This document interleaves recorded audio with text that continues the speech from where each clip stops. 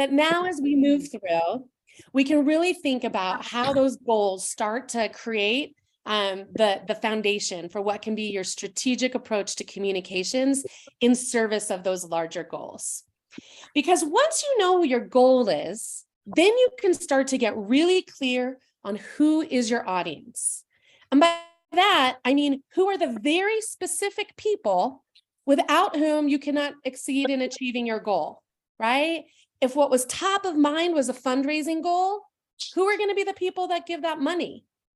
If what was top of mind was some kind of advocacy goal, who do you need to achieve it?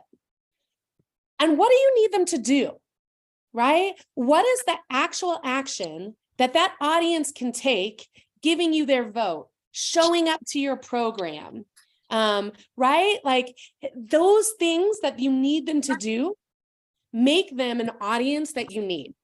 Sometimes there's nothing for them to do. And we'll think to ourselves, well, we just kind of want people to know about us. But what does the knowing get you to, right? Probably over time, you're trying to engage with folks so that they're going to take some kind of action, right?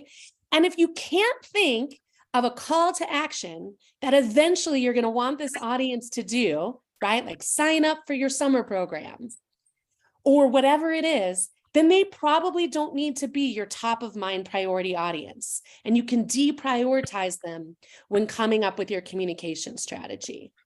And we really do mean as specific as possible, right?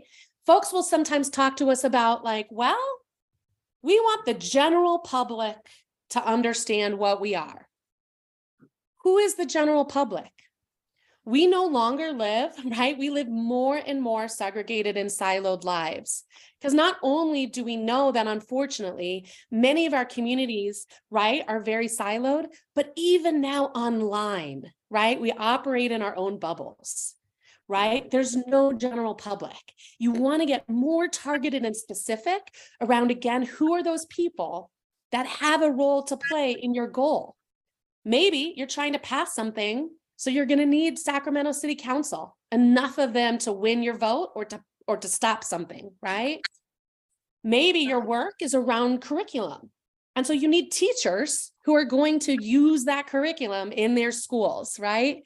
But even then, it's probably not every teacher. It's probably maybe high school teachers versus elementary.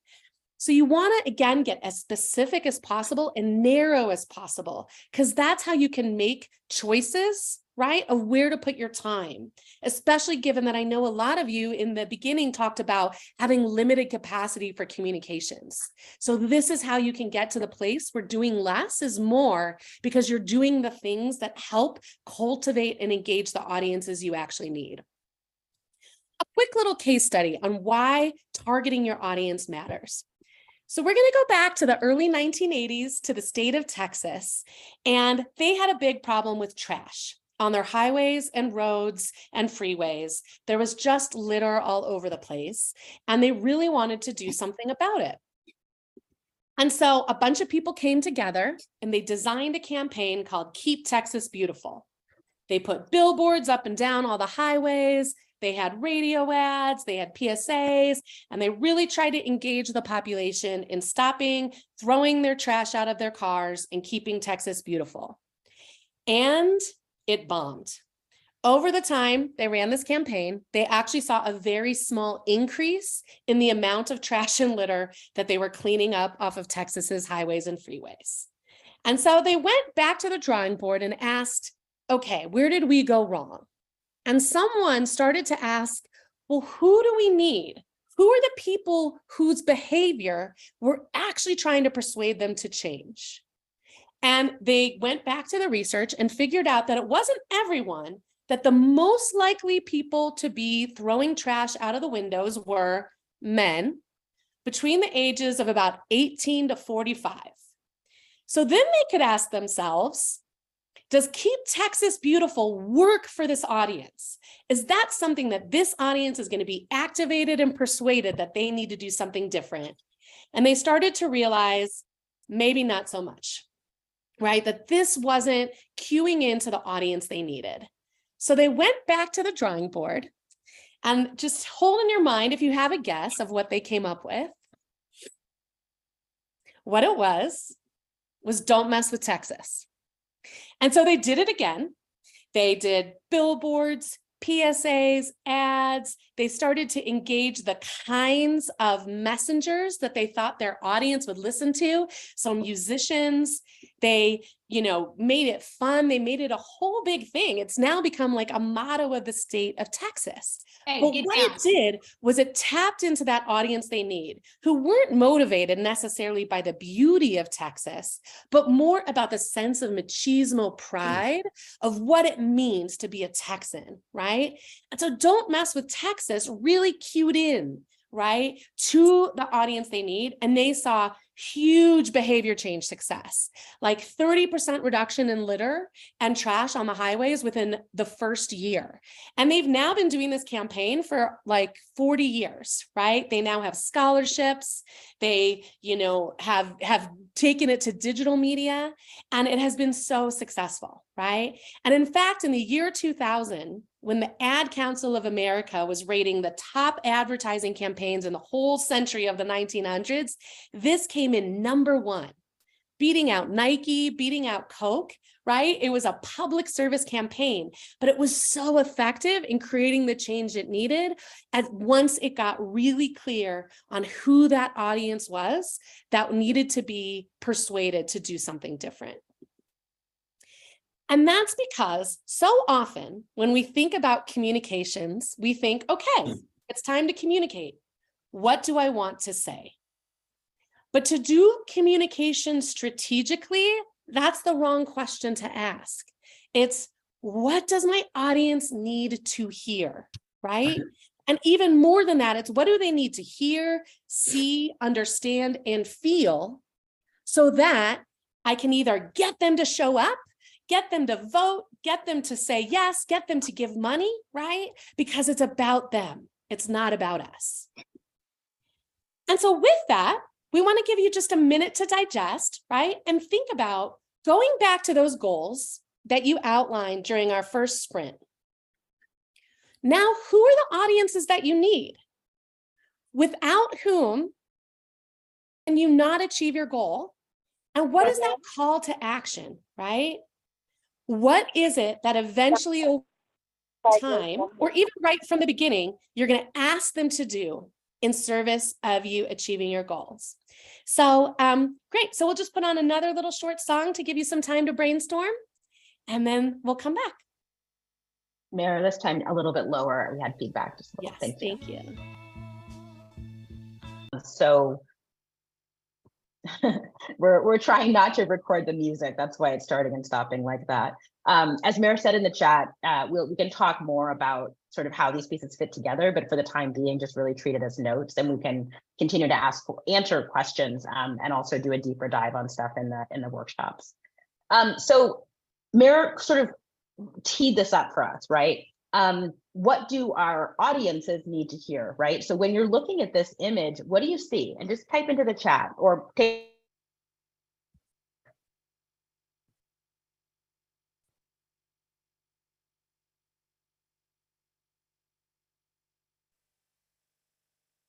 We've got advocates on top of sort of like this rocky mountain, right? And we've got audiences on the other side, right? Yeah, there's a gap. Excellent, right? There's a gap between, exactly. So what are our jobs, right? Our jobs in strategic communications is going to be to animate the slide, is to bridge this gap, right? Yes, Adrian, bridging the gap, exactly, right?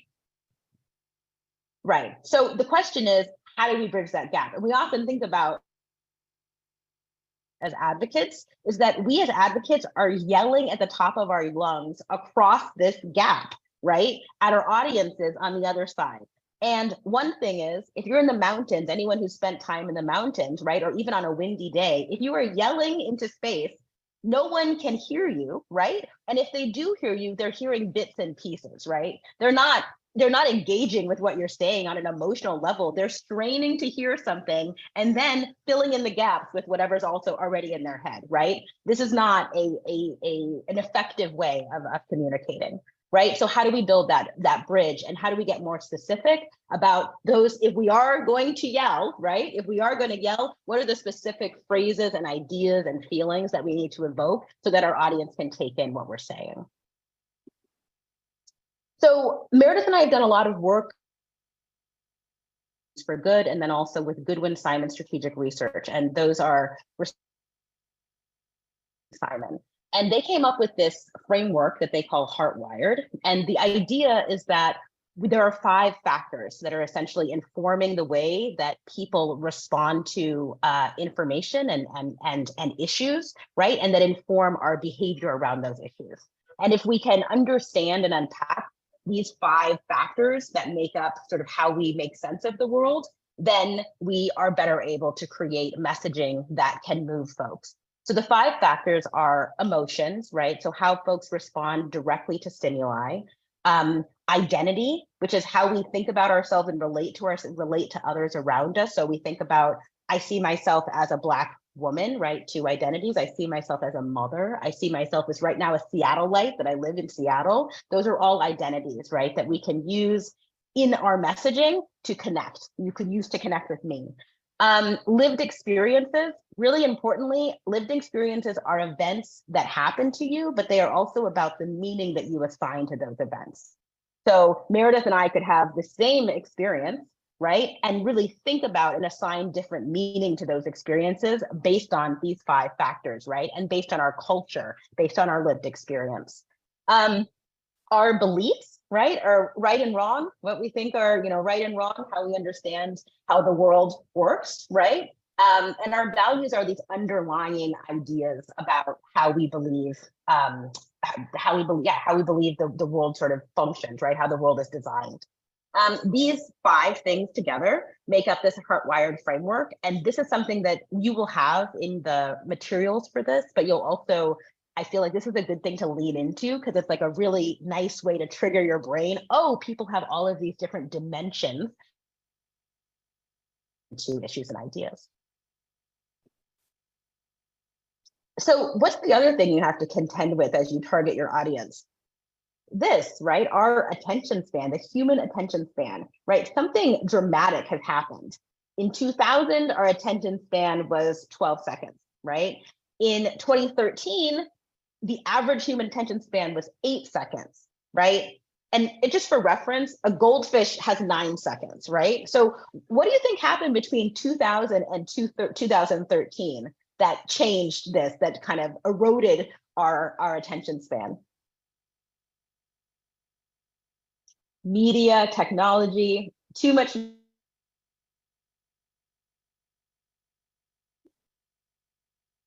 When you specifically,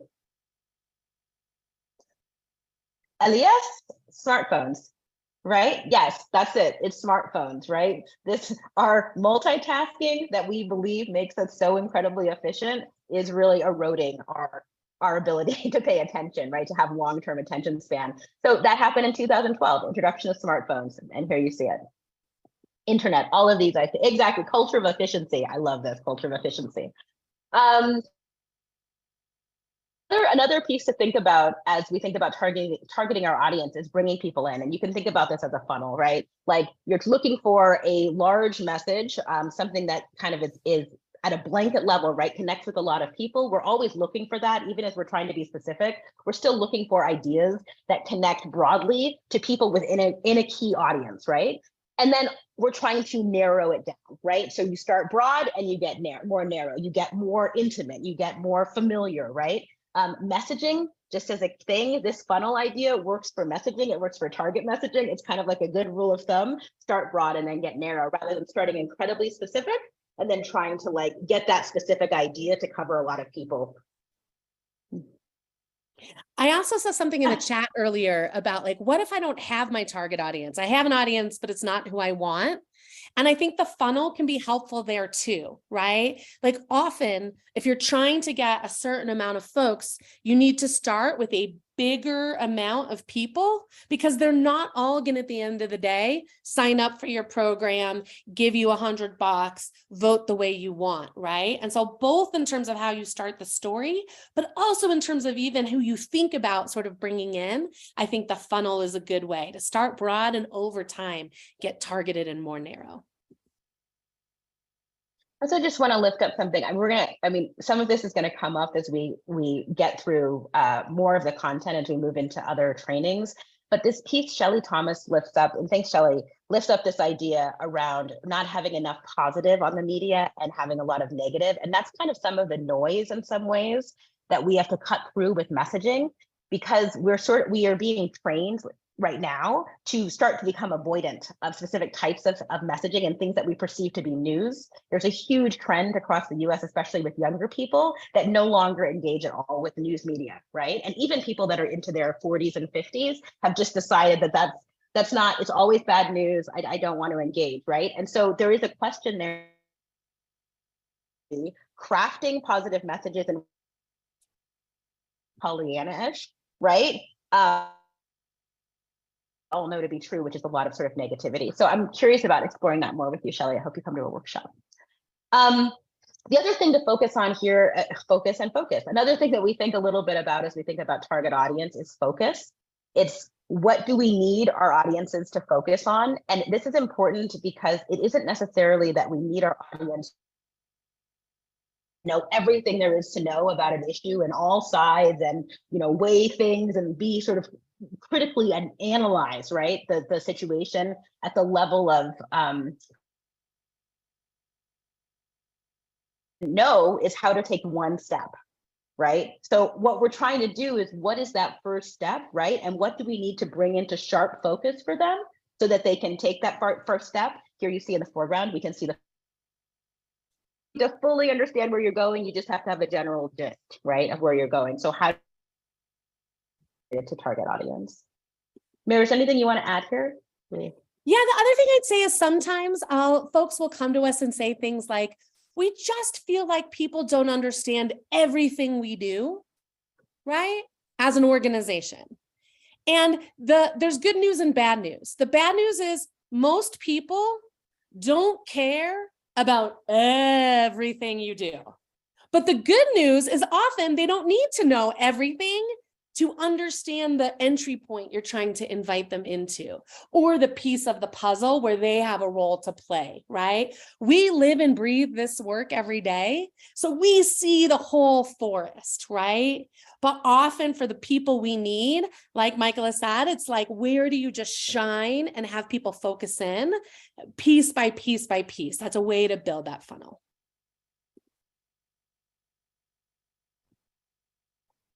So here's another thing. So Maya Angelou said, I've learned that people will forget what you said, people will forget what you did, but people will never forget how you made them feel, right? So this is, think about this is Meredith kind of perception that people need to understand every single piece of what we do, right? Or when we think about transferring, educating people, and in general, people don't like to be educated. Like it's kind of like the, I don't know, it's a rule of thumb, right? Like people don't like to feel that they're being educated or acted upon, right? Because it negates their feelings of agency, right? So when we approach people less from sort of an information handoff perspective, right, and more from an emotional standpoint, then we're likely to be more effective, right? It resonates, right? We think back. This kind of goes back to the Heartwired framework, right? We have this emotional memory of what we've seen and what we've experienced, and often that has greater durability for us than the actual sort of talking points or specific informational cues or data. So what is all of this? What you care about. We sort of go back and you think about that bridge, that notion of people sort of standing on different cliffs or different summits, right, in the mountains. On the one side, it's like, what do you care about? What do we as advocates care about, right? The other piece is, what do our audiences care about, right? And getting really specific about who those people are without whom we cannot achieve our goal, right? What do they care about? What do we care about? Where is there an overlap? And in that overlap is where we start to build connections and be.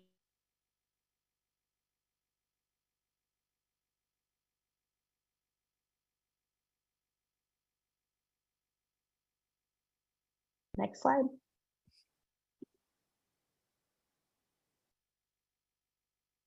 So coming back to the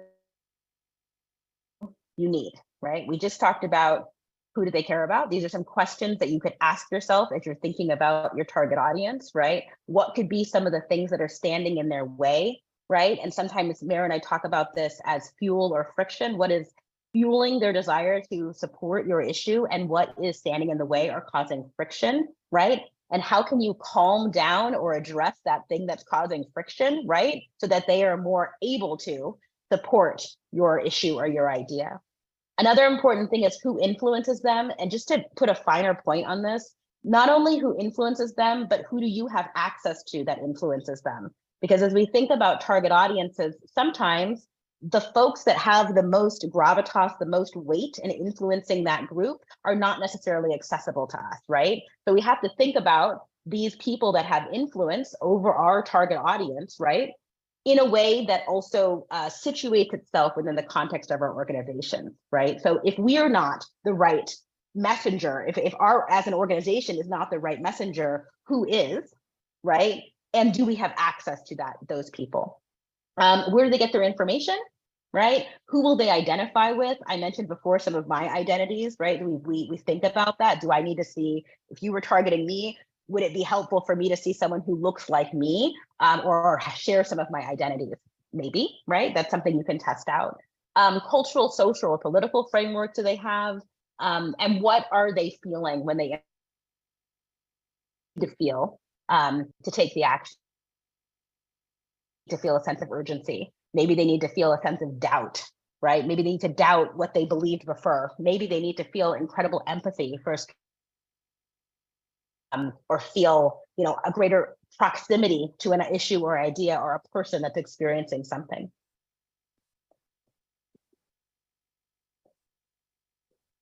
So one of the things that I just lifted up on the previous slide was you need some more information about who folks are, and there are lots of ways to get them. Some of this is information that you may already have. You maybe have whether it's an in-person meeting or a Zoom, there are opportunities for you to create a short survey or a Zoom poll, or something in your hand where you're just asking, where do you get information, right? What influencers do you follow on social media, right? What are the top issues that you care or feel like are the biggest issues in our community, right, or in our county?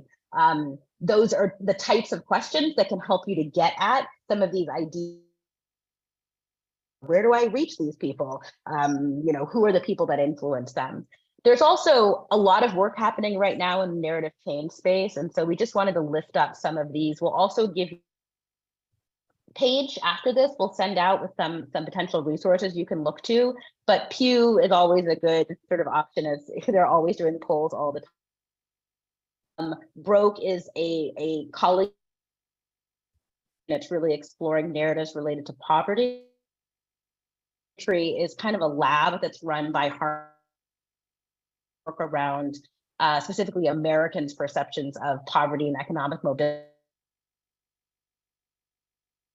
around Black people in the United States, and how Black folks are engaging with media. To look, and you'll have links and information in a resource that we share after this training.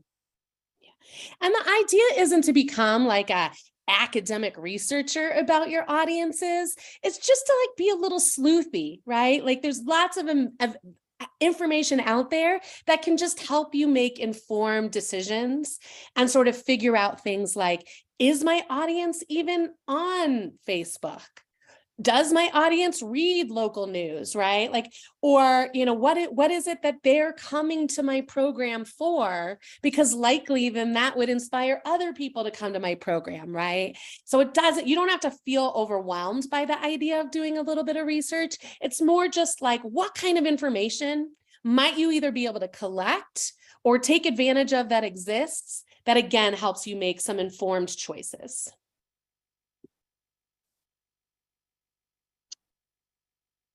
So this is really about sort of approach, right? So we need to remove their blocks, and we need to, as Mara made this slide, and call out the elephant, right? So when we think about removing blocks, I think about work that I did in East Africa around decriminalizing homosexuality.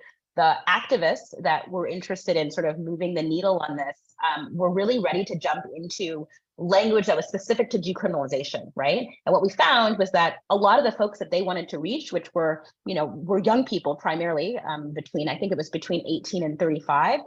The key question that people were Googling on the internet was, what does it mean to be gay? What does it mean to be that question, which was a block for people, then there was going to be no traction on this other message that they wanted to share, right? So we learned that we needed to answer some key sort of foundational questions of what we were talking about first in order to have this other conversation. So when I think about removing blocks, I think about that. Also calling out sort of the elephants in the room, right? So in this is sort of the idea of homelessness, for example, that if you're trying to get people to care more about a solution to widespread homelessness, we also have to identify the emotional thing and the emotional experience that people are having every day. And I think I lived in the Bay Area, as I said before, doing lots of work around how folks are experiencing widespread the crisis of homelessness and in San Francisco, right? If we want to motivate people to care about an issue, we also have to acknowledge that there's a crisis, right? And if we don't do that in our messaging, then noise and they don't trust us, right? If you're messaging and you're not naming the thing that everyone is thinking about, then there's really no reason for them to trust what's going to come next, right? Feels avoidant. Mira, anything else? Just that a lot of this section, kind of what we're saying is like, you need to meet your audiences where they are, right? And I just want to acknowledge that sometimes that can be hard because sometimes where audiences are kind of stinks. Like they're not where we want them to be on the issues that we believe passionately on. And so understanding where they are does not mean you have to let go anything about where you are. It's just about where do we look for and build that bridge, right, between the gap, just a bridge so that we can get a little closer together. Yeah, and in short, right, we talked a little bit about cueing the identity, right? And this is a very simple way to think about it, is that there's a different message that we need to send if we're trying to target cat people in this example, right? Or dog people, right? And an example of this is that the SPCA actually sends out a different message to people that they know own, that they know, right? Through market research, right? They know that some people are buying cat litter, for example, right? So they know that they can target a message around cats to people that are cat people, right? And other people are buying, I don't know, what's an example of a dog thing? Dog treats or dry bacon or bones or something like that, right? And they know that they can target a different message to those people. They're evoking actually the same idea, which is a connection, a desire to protect animals, a desire to make sure that living things, right, have a healthy and high quality life, but they know that people identify very differently around pets, right? And we want to evoke someone's imagination and their lived experience of owning a pet, right? So it's targeted based on what type of person you might be.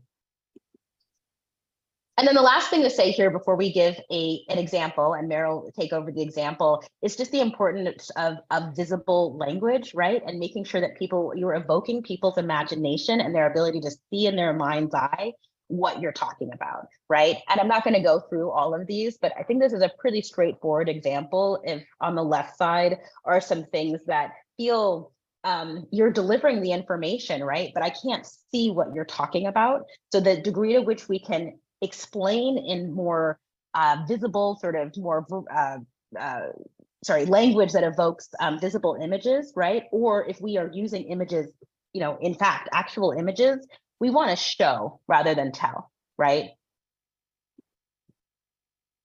Yeah, and so just a few examples, right? What does it mean to show instead of tell? Here's just two little examples from two organizations. On the left, we have collage, right? And so you could read a mission statement, Or you could hear directly from a young person speaking to what they've gained by being part of this program that is a youth leadership program for young people who have LGBTQ parents. Or on the right, the Fair Food Program, which comes out of the coalition of immokalee workers in Florida, right? They've created a whole certification program so that certain kinds of crops can be labeled as fair food. But really, at the end of the day, what matters is that for farm workers, they feel like they're not alone, right? And that can sometimes convey, again, not the whole full picture, but just enough to show and get people excited to learn more. Another example. So this is an organization I worked with about 10 years ago, First Place for Youth. They started in the Bay and then grew across California and now actually operate in several states. And when I first started working with them, this is how they talked about themselves, right? They talked about transition age foster youth. They talked about their program, their budget, and their results. But what we learned, and they were really trying to think about how did they bring new and more donors, individual donors, not governmental donors, into this organization. And so we talked to a bunch of potential donors. And what we learned was that all of that about the nonprofit and the innovative model was nice and all, but that it really wasn't what folks cared about. And what folks cared about was understanding the importance of family. And so this is sort of an afterlook, right? Where they sort of shifted the conversation to talk a little bit about what it actually means to be somebody who's coming out of foster care, especially because a lot of folks in this country don't understand what the foster care system is. They don't understand why young foster kids often experience homelessness. And so without that information, they might blame the kids themselves, right? And so instead, sort of creating a different entry point. I also saw, Claire, like with your question about, how do we sometimes hold what our audience's needs when it might bump up against, right? Like what our core people are. And so this is an example where how do we talk about some of the really challenging realities that former foster kids might experience without putting any of the onus on them? It is no fault of young people who have to come through the foster care system that they don't have a family who at that moment can be there for them for whatever reason, right? And so it's often, maybe naming and normalizing something, but then helping, folks understand a little bit more of the story. And definitely some of these sort of unique cases are things we'd love to dig in with folks, either one-on-one or in the workshops. So we want to give you a little bit more time just to sort of digest. We know that we just shared a lot. So we're just going to take a 3-minute sprint. And so go back to your worksheet and now think about those audiences that you need. What is it for those audiences that you might need to acknowledge, that you might need them to understand or feel, that you might want to learn about in terms of how you might target them?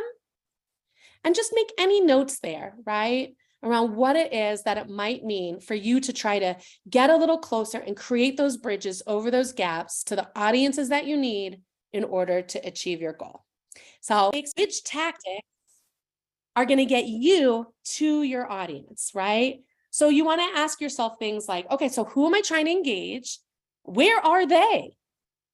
Are they mostly like meeting out in physical space, right? Then maybe I need printed materials. Are they mostly in conversations online, right? So you want to just think about why does the tactic make sense? And then you also want to make sure that you have sort of what you need, right, to use that tactic, right? So for example, if you don't own a video camera at all, maybe tactics that involve video aren't the best first step, right? So you just want to ask some of those questions. And you want to remember that often, unfortunately, it's going to take time, right? Audiences need to hear things at least 3 times, and other research says 7 times before they remember it, right? And we really live now in a day where communication is a 2-way street.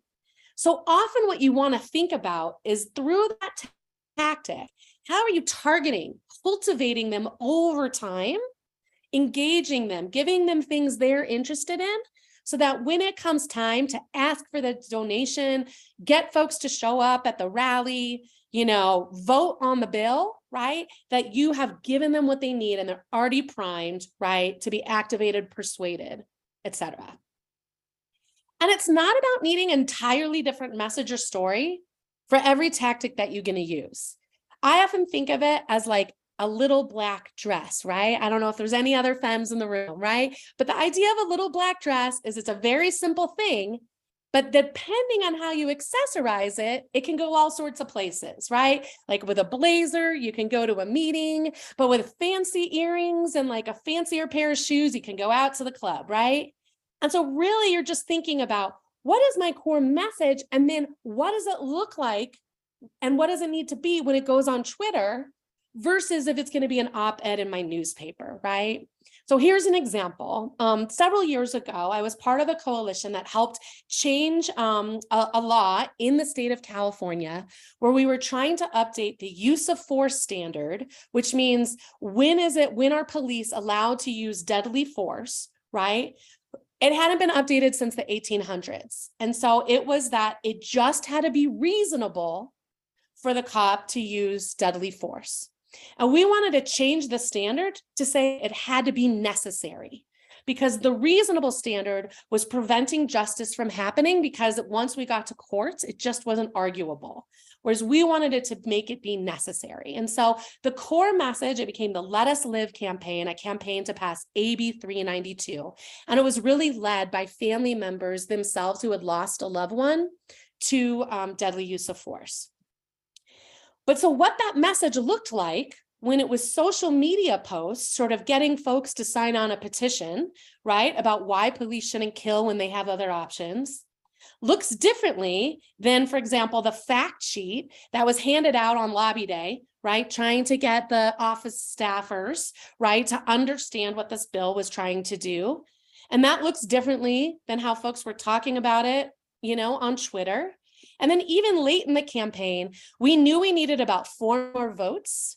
And we had about 8 legislators we were targeting, 2 of whom were based in the LA area, and both were Jewish identified legislators who represented largely Jewish communities. And so we created a Jewish version of our Let Us Live message and placed it in the LA Jewish newspaper, calling out 2 of those votes we need. And in the end, we did get both of those votes. And the standard was raised in the year 2000. So just quickly, we're going to go more deeply into some of the tactics, right, over time, but just some of the things that might be in your toolbox. Before you pick anything, right, in this time of rapid response, you always want to make sure, right, why am I talking? Before I just go to post, right, responding to everything in the news. And here's just a few examples from the year 2020 of when you don't ask, why am I talking? You can end up sort of stepping in it, right? But that could be a whole nother session for another day. So once you know you have a reason, right, to post or respond, then you want to think about things like photos, right? We live in a very visual time. And here's an example where in the left, you can see this picture of a building was the only photo that had been on the website of an organization I worked with called Todak Legal Center, right? And so after, though, a photo shoot, here's the images they had, right? And as you can see, that building, that kind of fuzzy picture of a building, just doesn't compete with the kind of evocative nature of these kinds of images of the beautiful children and families who are supported, right? And so no matter what tactics you're considering, investing in having those image assets is likely going to be a good investment. And then you can take them to places like email, right? Your email list, because you own it and you can personalize it and you often have a lot of data, is often a go-to, do not forget part of your communications. You also have your website, right? Which again, isn't something that people come to all the time, but it is your online calling card. So how is your website sort of meeting audiences, bringing them in and making sure they know what it is you want them to do? Like here you can see they really wanted folks signing up. So register as hot pink, right? To sign up your youth club to support racial and gender justice in your school. Social media. And again, we're going to do a whole session on this in April. But for most of us, some social media channel is likely part of our communication strategy. And that's just because the vast majority of people in this country are active on at least one platform. And that also the social nature of it helps you kind of activate maybe your members, your base, your supporters to be influencers in your service, right? So there's really that ability to sort of have that ripple effect. There's also printed materials, right? This is a one-pager from an organization called Prospera, right? Where again, it's not everything they do. It's not a laundry list of programs. It's just enough of the story that hopefully leaves people saying, I want to learn more, or maybe I will show up for this info session, right? Because they get just enough of the sense of it. There's also traditional media, which we'll be doing a deep dive on in March, right? And so that's everything from radio to newspapers to TV. And that often those can be a great way, again, depending on who you need and what you're trying to do to get your audience's attention. And we'll go through all of that in March. There's also editorial that's part of traditional media. So that's something like getting an op-ed published, or maybe a letter to the editor responding to what's in the news to insert your frame or your position. So I think because we're a little short on time, maybe we'll just go straight into the breakouts. We've just shared a lot. And so we want to give you just a little time to, with a group of, about 3 folks, just talk about it for, should we say 10 minutes, Michaela? Yeah, 10 minutes. So we know you're not going to fix it all, but just, here's some questions that might be helpful for your conversation. So how is this way of communication strategy? How's it landing? Does it match sort of how you've thought about it? Is it new? How are you sort of digesting it? Any ahas or ideas that are coming or questions? And when you think about what you're trying to achieve in 2023, and you start building a communication strategy to achieve it, what's top of mind? So again, you'll just have about 10 minutes and just to chat. And then we'll come back and we'll have some time for group questions and before we wrap up. So I'm opening up the breakout rooms now. And we'll see you in about 10 minutes.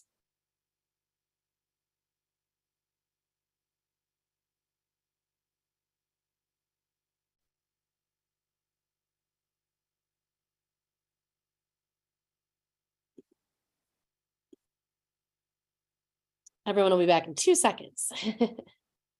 Great. Welcome back. So with our last bit of time, just curious, does anyone have a burning question or maybe an exciting aha that you reflected on or that you want to lift up? And we'd welcome folks to either drop it in the chat or I see Jackie, yeah, come off on mute and tell us what's on your mind. Hey, thank you so much for this. This has been fantastic. I'm really enjoying this workshop and also ones coming up. So just really grateful. One question, and maybe this doesn't even need an answer right now, but just something to think about going forward. Our organization is an umbrella organization with multiple different audiences and different projects and different programs underneath it. And I think what I'm trying to wrap my head around is how to reach various audiences with various needs, potentially like on our same Facebook page or on our same Instagram page, and just how to juggle all the different balls and different audience needs, I guess, and their different call to actions we're looking for from each of them. So just any thoughts on that would be super helpful. Yeah, and that's definitely so often the case, right? Like people are overlapping, or like when the last in-house organization I was at, the Ella Baker Center, we had 4 different campaigns.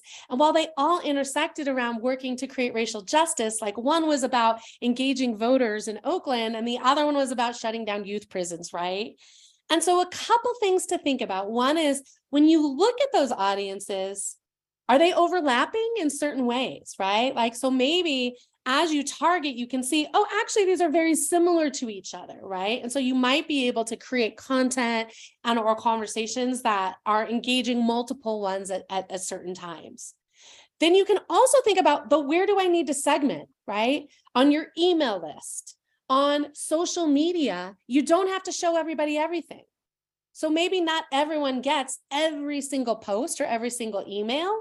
And folks are sometimes only getting invited into the thing where you feel like that is, that there's a real path for them, right? And so sometimes it is that segmentation. And then other times it's about, so what is this full picture, right? Like maybe even if I'm really part of this center because of the literacy program, does it create any blocks or cause any friction for me if I also know that you're doing ESL tutoring, right? And if not, then maybe how does that help me just have a over time, like maybe I want that too, or I know somebody who needs that program too, right? And so sort of thinking about, where are those overlaps and like, how does that funnel help you? And again, we can dig in more specifically to help customize it for your organization, either if you're coming to one of the workshops or in our future session. So yeah, Michael, I don't know if there's anything that you'd share there. No, I just entered it into the chat, just the funnel. Okay, cool. Awesome. How about you, Freddie? What's on your mind? Hey all, thank you for the presentation. It was super informative. I really appreciated it. So I'm trying to formulate my question in my head. So hopefully this is conveyed properly, but we essentially, my team and I work in a community that's predominantly conservative and white. And we're working in initiatives that are trying to create healing-centered practices, including healing circles for high school students, primarily BIPOC youth, LGBTQ youth, foster youth. So my question is, when we're trying to convey these messages of why these are good things to support and how they can help our target audience, so to speak, how do we come across having those multiple conversations with different stakeholders or community members without coming across as like two-faced, so to speak? So where we're having different messages using specific terminology for specific groups that think a certain way or have certain values, and then a different group that has a completely different set of values. Does that make sense? Yeah, it definitely does. And it's so often part of the complication. Oh, sorry, Michael, go ahead. No, I was just gonna say that it's this is often something that folks come to us with, just sort of a feeling of not wanting to feel hypocritical, right? Like you're just like, you don't want to compromise your own values. So two things come to mind first for me. One is coming back to this idea of identities. Sometimes when we're so focused on the political or ideological piece of how we're engaging with an audience, we forget that there's all of these other opportunities around shared values, around identity in particular is what keeps coming up to me. Family, one thing we found in the past is that sometimes we can think about, I feel like you asked two questions. So like the first question around the conservative environment, I think sometimes we can think about some of these, what we would consider to be sort of core identities that are universal identities that have so much weight for people that they can play in two different, very different spaces. Right. The intention, I don't know anything about your program, but I think there's some what I'm taking, right, is that some of the intentionality around a program like yours would be around caring or caretaking for young people. And that can be messaged as a universal truth, a universal value that's held by people that live in vastly sort of orientations towards, politics, for example. So that's something that could have sort of that broad reaching kind of connection. We would call it a connection message that might work, or might be something to consider. And then the other piece around the changed language, I think is just really interesting because I would counsel someone to consider is it's the core message, we would call it narrative framework, that should be consistent, right? The core message, the core way in which you are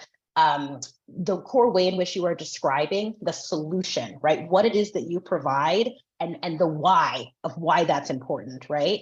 But the way in which people understand the problem that you are solving for does not actually need to be the same across different audiences. People have very different ways of understanding what the problem is and why, and sort of why we should have the solution. It's the solution that needs to be consistent across, if that makes sense. And I feel like I answered two different questions, and I just follow up and tell us like now if that felt sufficient. But I also feel like this is something we'd love to engage more deeply with you about.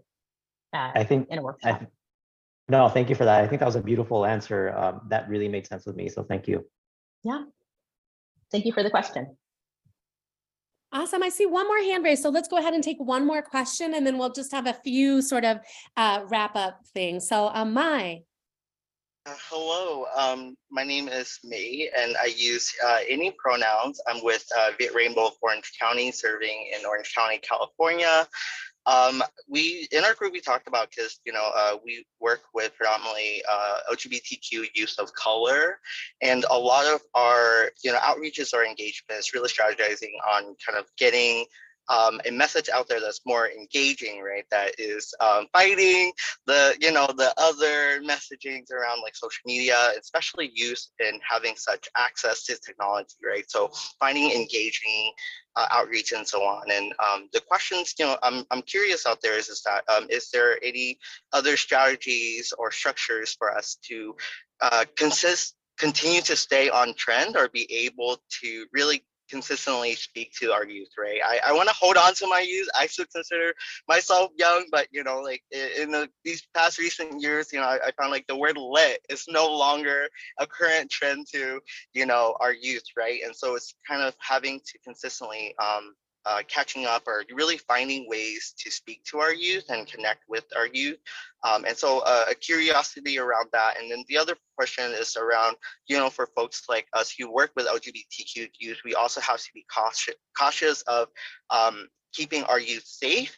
And so, one of our strategy has been like, really changing our like forms, the language in our forms, for parents, so that when the parents are looking at our forms, they're not seeing a rainbow color, for an example, to accidentally out our youth. And so one of the other questions is like, how do we consistently create a message, but also keep our youth safe in an environment that might not have like accidentally out themselves.